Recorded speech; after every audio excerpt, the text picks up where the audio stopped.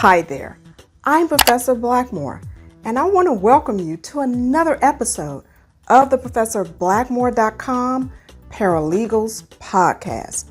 And today, I want to talk to you about staying organized by taking you inside of my OneNote Paralegals Notebook. Now, you can set up your paralegal notebook however you need to, based on the kinds of tasks that you have to complete as paralegal at the law firm where you work. But I wanted to show you some examples of some of the things that you can do with OneNote. And you can purchase a copy of the ProfessorBlackmore.com OneNote Paralegal Notebook and use it as a template to create your own. So let's jump right in and take a look at some of the sections in the ProfessorBlackmore.com OneNote Paralegal Notebook. And the first section in my template is this administrative section, which is where you can keep all kinds of things. First of all, I like to keep a copy of my e-signature here so that I can just take it and just copy and paste it into documents that I need to use my e-signature on. And you can also use this administrative section to keep all of your logins and passwords for many of the websites that you need to visit throughout the course of the day, like the vendors that your firm uses for e-filing, for example. And so, if, for example, you use OneLegal or some other type of vendor to e-file some of the documents that you're filing in the various courts, then you'll keep this information right here. And so whenever I need to use OneLegal, I can just go out to that website just by clicking on the link in my notebook. And so you also want to maybe have your username and password handy right here. Also, if you have to schedule remote court appearances for attorneys in your office, you can keep that information here in the administrative section as well. And so some of the courts here in California, I know Los Angeles County has its own service that it uses to schedule attorney virtual appearances for court hearings. And that service is called LA Court Connect. And so if I want to have that here handy with my username and password, I could have that as well. In addition, maybe you need to reserve a hearing date for a motion for an attorney in your office. Well, here in the administrative section of this notebook, you can find the place for Los Angeles County courts where you can go and reserve all of your hearings with your username and password here as well. Or maybe you have to schedule a deposition. Well, here is a place for you to put your login information for your court reporter vendor as well. And so, for instance, if you use Veritext, then you can have a section here to use for any of the vendors that you use for your court reporter services. And you simply make these spaces by creating a new page. So if I want to create a new page, I can just go to the last page and then I can hit new page. And then all you have to do is go out to the website for the particular vendor that you want to use. So let's say I want to create a section here just to show you how to do this for my LA Court Connect. So I would go out to that particular website and then I can come back to my page and I want to name the page. So I'm going to just copy and paste this just to be quick. I want to go here to my page, right click, and you can hit rename the page, or you can just go right up here to the top of the page and paste this information in for your page. Then I'll go back out to my website and I want to copy the link so that I can have the link handy. And I like to put that first. And then I like to put my username and password. And then I like to come down and just put a picture of that website just so that I can, have a good point of reference. And so to do that, you simply click the Windows key, the Shift key, and the letter S. Then you'll see this dark covering over the page, which will give you an opportunity to then use this little marker here so that you can select the portion of the page that you want to use. So I want to use this, and then you release it. Once you do that, you go back to your page, and then you simply right click and paste it. And so now that is how you create these spaces for your information that you want to have in your administrative section of your notebook. And so those are some examples of the kinds of things that you might want to keep in the administrative section of your paralegal notebook. Now, as many of you may know, these days, a lot of things are e-served electronically rather than making all of these voluminous copies of pleadings and motions and discovery and sending them to opposing counsel by mail. And so, if you're required to email service copies of pleadings, motions, and discovery on behalf of the attorney that you work for, maybe you want to have a quick and handy sample of the verbiage you may use in those emails so that you can quickly send out those emails using the same standard language each time, and so that you'll have a quick and efficient way of being able to do that. And so you may want to have a section for that as well. In addition, if you need to calculate the amount of court days there are prior to a particular deadline, you may want to create a space for the link to your favorite court date calculator. And as you know, if you are a California paralegal, this is something that you have to do often because you have to calculate court days rather than regular days for some of the deadlines.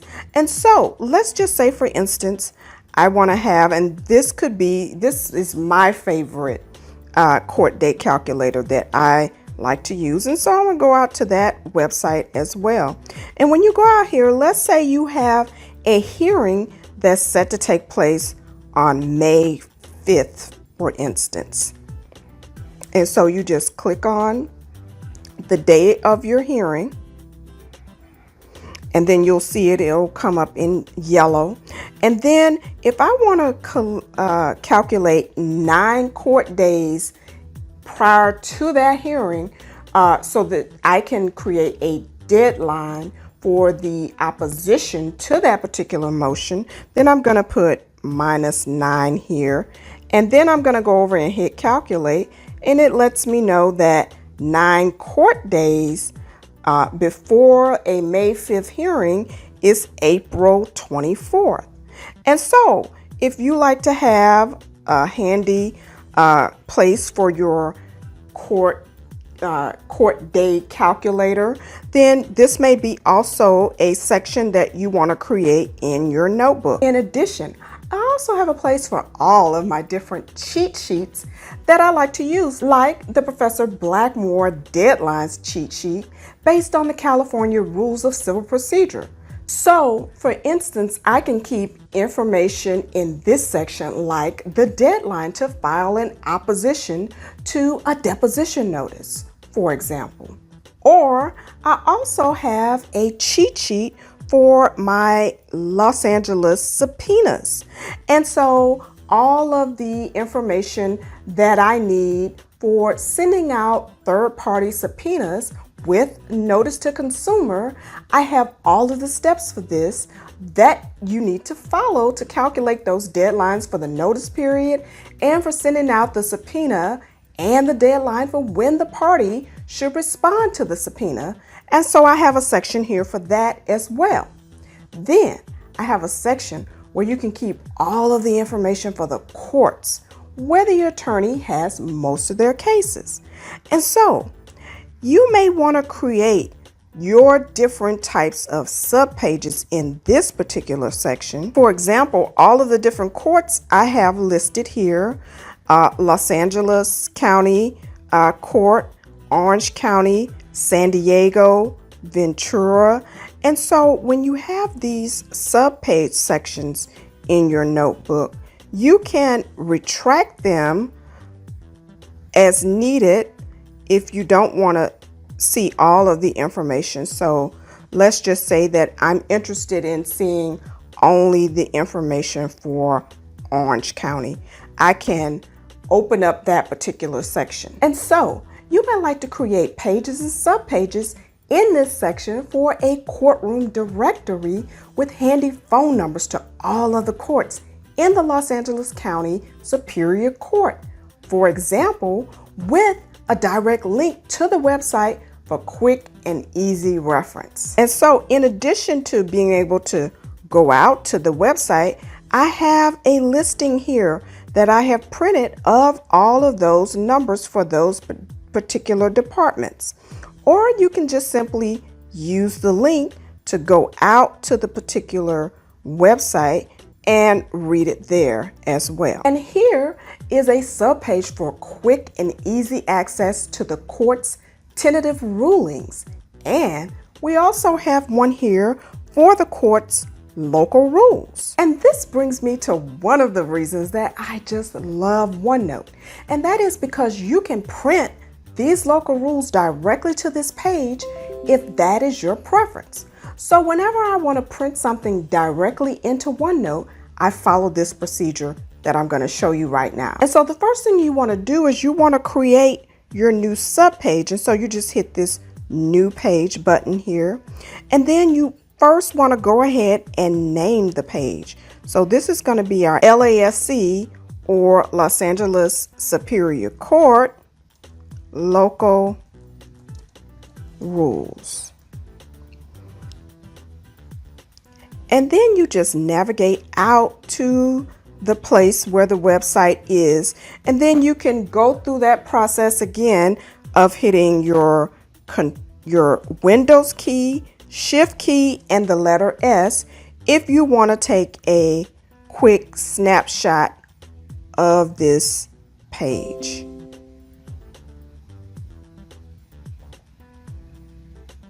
And then I can paste that right here. And then I'm going to leave a place up at the top for my link to the page.